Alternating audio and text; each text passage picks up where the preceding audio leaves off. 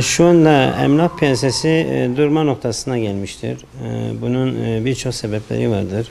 Bunun birinci sebebi faizlerin yüksek oluşu, ikinci sebebi kredilerin yüksek oluşu. Ondan sonra piyasanın durma noktasına getirmesi en büyük sebeplerinden ikisi bunlardır. Şu anda piyasada diyelim ki adamın 100 milyar parası varsa götürüp bankaya yatırıyor. Yaklaşık ayda 2,5-3 milyar para alıyor. O yüzden herkes işin kolay yoluna kaçıyor ve çark o şekilde dönmüyor. Ondan sonra kredilerin yüksek oluşu ise krediler şu anda yanlış olmasam 2'nin üzerinde, 2 ile 3 arasında değişiyor. Bankalara göre bu değişiyor. O da çok yüksektir. Ondan dolayı kimse ev alamıyor. Ondan sonra üçüncü bir konu ise ekonomi krizden dolayı inşaat sektöründeki maliyet çok yükselmiş. Bu maliyetin yüksek oluşundan dolayı yeni inşaat alanları açılmıyor. İnşaat şu anda durma noktasına gelmiş. Diyarbakır'ın birçok bölgesi hemen hepsinde yeni açılan hiçbir kazı çalışması yoktur.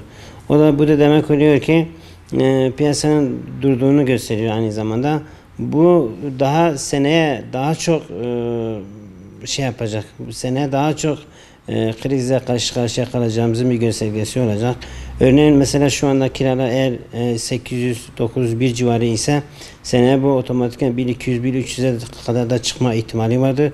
Çünkü kiralık daire yok, kiracı çok. Bunun önlenebilmesi için malumunuz bir an önce bu faiz politikasından vazgeçilmesi lazım. Faizlerin kesinlikle düşürülmesi gerekiyor.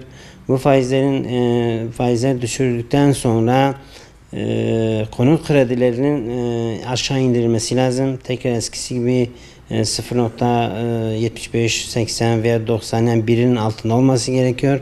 Bu piyasanın tekrar açılabilmesi için faizler düşmeden ondan sonra bu konut kredileri düşmeden hiçbir şekilde bu inşaat alanı açılmayacaktır. Bu piyasa açılmayacaktır. Şu anda bütün emlakçı arkadaşlar hepsi yerinde oturuyor, hiçbir iş yapamıyor. Parası olan alıcılar kendine bir an önce ev ihtiyaçları varsa ev ihtiyaçlarını giderisini alsınlar. Arsa almak istiyorsa arsa alsınlar. Çünkü şimdi tam alma zamanıdır. Şimdi bu vakitte alan arkadaşlar ileride çok güzel kar edeceğini düşünüyorum. Yani bu böyledir yani. Durma zamanında mülk alma zamanıdır şu an için. Bir an önce de o paralarını da o faizden çeksinler, getirip piyasaya soksunlar. Bu piyasanın açılmasına yardımcı olsunlar. Bence bu bir haksızlıktır. Kiracılar için gerçekten zor günlerdir. Biz bile normal daire kira verdiğimizde bir kira bedeli olarak kiracıdan alıyoruz. Aslında öyle olmaması gereken bir şeydir. Yarısı işte kiracıdan, yarısı ev sahibinden almamız gerekirken fakat ne yazık ki ev sahipleri buna yanaşmıyor. Biz bunu sadece kiracıda temin ediyoruz. Bu da üstüne gelirse aynı şekilde normal bizim Diyarbakır bölgemizde daha doğru söyleyeyim. Kira artışları normal %10 civarıdır. %7, %8, %10 civarıdır. %10'u geçmemektedir. Fakat bu büyük ağır bir bedel olur aynı zamanda bu insanlar için. Bence bu karardan bir an önce dönülse daha hayırlı olur diye düşünüyorum.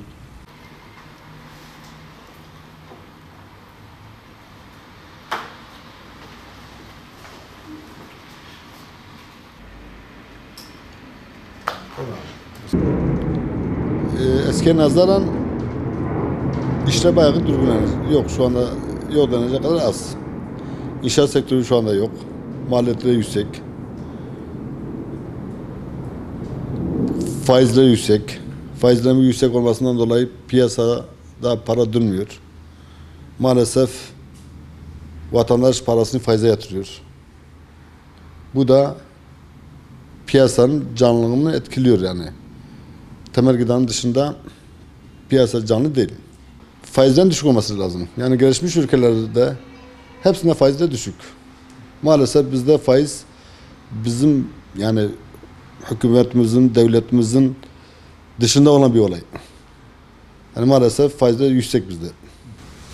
Yani vatandaşa çağrımız ticaretle uğraşsınlar. Gayrimenkullere yatırım yapsınlar. Ticaret. Tabii şimdi faizlerin yüksek olmasından dolayı biz de etkileniyoruz. Yani satışlarda sıkıntı yaşıyoruz. Daha önce ayda 3-5 gayrimenkul satarken şu anda ayda 1'lere falan düşmüş yani. Sadece çok yani bizim gibi misal ben reklam açısından demiyorum. Ersin Emlak olarak ve Diyarbakır'da tanınmış birkaç emlakçı arkadaşlarımızın dışında çok emlakçılar iş yapmıyor yani. %16 gerçekten yüksek. Yani %16 bir kiracı için, özellikle meskenler için çok yüksek. Yani bunun makulü %5 ve ticari yerlerde %10 makul olanı budur yani. Ama %16, %30, %25 oranları hakikaten yüksek. Diyarbakır'da bunun piyasası genel olarak kaçtır?